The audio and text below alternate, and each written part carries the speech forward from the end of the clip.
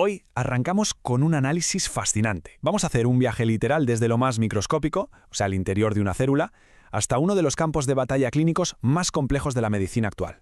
Hablaremos de la citarabina. Es, digamos, el arma fundamental contra la leucemia mieloide aguda cuando hay una recaída. Es una historia increíble sobre precisión farmacológica, células que se resisten a morir y la búsqueda incansable de la remisión. Así que, vamos a meternos de lleno para ver cómo estas moléculas combaten la enfermedad cara a cara.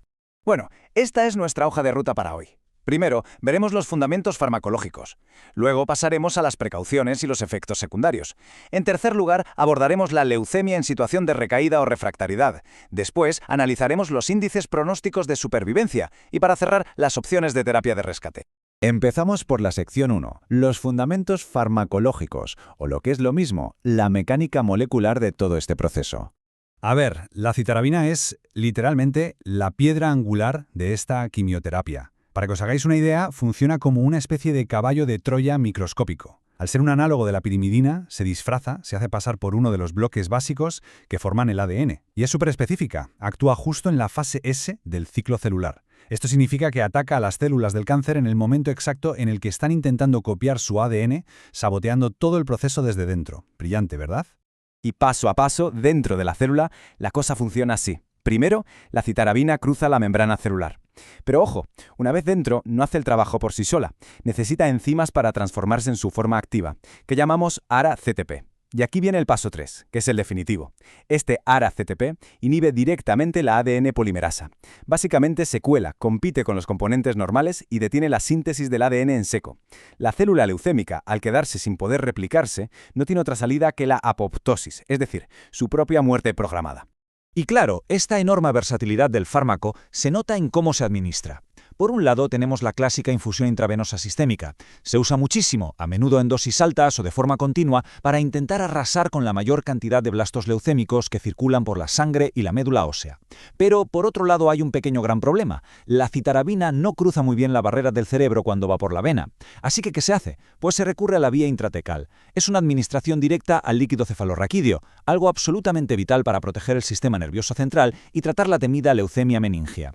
Pasamos a la sección 2, precauciones y efectos secundarios, porque evidentemente todo esto tiene un impacto fortísimo en el paciente. Someter al cuerpo a un tratamiento así tiene un precio, y el desgaste físico es inmenso. Las reacciones adversas son profundas y afectan a todo el sistema. Fijaos, la supresión de la médula ósea es seguramente la más crítica. Provoca leucopenia y trombocitopenia. En lenguaje más llano, el paciente se queda sin defensas y con un riesgo tremendo de sufrir infecciones y hemorragias. Además, sobre todo si las dosis son muy altas, existe un peligro real de neurotoxicidad, que puede afectar seriamente al cerebro y al cerebelo. Y no podemos olvidar el tema gastrointestinal, náuseas horribles y úlceras que sinceramente complican muchísimo el día a día durante el tratamiento. Pero además de todos estos efectos generales que hemos visto, hay algo muy particular que se llama, literalmente, síndrome de la citarabina.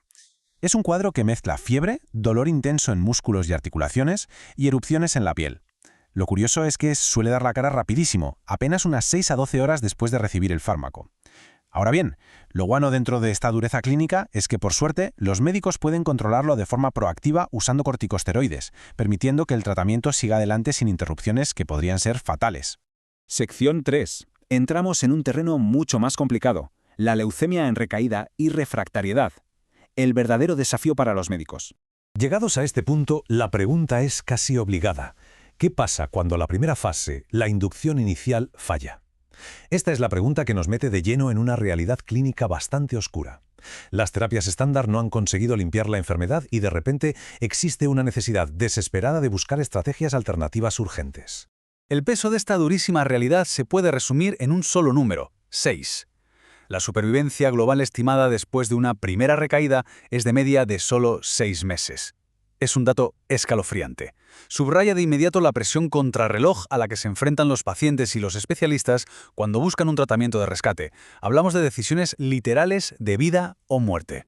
Pero, a ver, ¿por qué vuelve la enfermedad? No creéis que es siempre porque el primer fármaco fue un fracaso total. Para nada. A veces es simplemente que la enfermedad se trató de forma parcial y vuelve a brotar. Otras veces, y esto es clave para entender la biología del cáncer, es por culpa de los subclones resistentes. Resulta que la leucemia es oligoclonal, es decir, el primer tratamiento puede arrasar con casi todas las células, pero deja vivo a un grupito minúsculo y súper resistente que luego, claro, se hace fuerte y prolifera. Y por último, en recaídas tardías, a veces estamos ante una nueva leucemia secundaria provocada por la toxicidad de los tratamientos anteriores. Sección 4. Vamos a ver los índices pronósticos de supervivencia y cómo se mide este riesgo en la práctica. Fijaos en este gráfico porque la diferencia en la supervivencia es como de la noche al día según el índice pronóstico europeo, el famoso EPI. Hay una brecha abismal entre el grupo A, que sería digamos el escenario más esperanzador dentro de lo malo, y el grupo C, donde las probabilidades de salir adelante caen en picado. Es la prueba visual de lo increíblemente diferente y heterogénea que puede ser esta enfermedad de un caso a otro. Y colocar a un paciente en un grupo u otro no es cosa de magia, claro. Se basa en 4 variables súper concretas. Tomad nota. La edad al momento de la recaída, la genética de la célula cuando se diagnosticó, si ya había pasado por un trasplante de células madre y, quizá la más impactante, cuánto duró la primera remisión completa. Si se recae antes de un año, es un factor malísimo, muy adverso. Todos estos elementos juntos son los que dictan si el paciente se asoma a la esperanza del grupo A o a la crudeza del grupo C. Y si nos centramos en los pacientes que son refractarios primarios, es decir, que la enfermedad no cedió ni un milímetro desde el primer día, los datos son aún más duros. Los pacientes con la puntuación de riesgo máxima tienen apenas un 3% de probabilidad de sobrevivir a los 3 años. Un 3%. Esto explica perfectamente por qué, en escenarios tan desfavorables, los expertos recomiendan dejar de dar ciclos repetitivos de quimio que no funciona e ir directamente a por alternativas drásticas. Y eso nos lleva a la sección 5, las opciones de terapia de rescate. ¿Cómo plantamos cara a la recaída? Vale, antes de empezar a hablar de medicamentos específicos, hay que tener clarísimo cuál es el objetivo final. Ninguna de estas terapias de rescate pretende curar al paciente de forma definitiva por sí sola. Ese no es el plan. El propósito real es limpiar la sangre de blastos leucémicos lo suficiente como para tender un puente. Un puente vital que permita llegar a la única opción que de verdad puede curar a largo plazo, un trasplante halogénico de células madre. Históricamente, la base del tratamiento de rescate solía ser usar la citarabina sola, pero a dosis altísimas, lo que se conoce como el esquema IDAC. Pero claro, para superar las resistencias celulares que mencionábamos antes, la medicina ha tenido que evolucionar.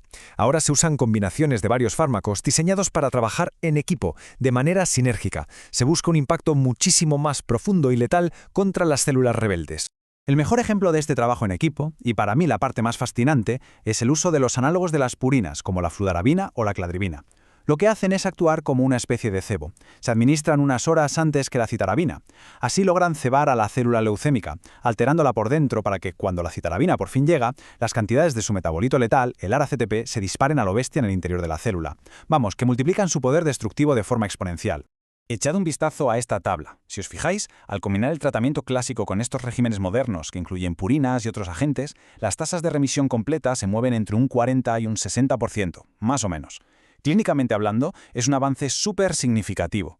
Pero también pone en evidencia que la batalla sigue estando súper reñida a nivel microscópico y que todavía nos queda un enorme margen de mejora en el futuro de los tratamientos. Y a medida que la secuenciación genética avanza y vamos descubriendo las mutaciones exactas de cada leucemia, surge esta gran esperanza. ¿Llegará el día en que podamos eliminar por completo la necesidad de usar estas quimioterapias de rescate tan agresivas gracias a terapias hechas a medida? Dejamos esta incógnita en el aire mientras cerramos el recorrido de hoy. Ha sido un placer analizar este tema con todos vosotros. Hasta la próxima.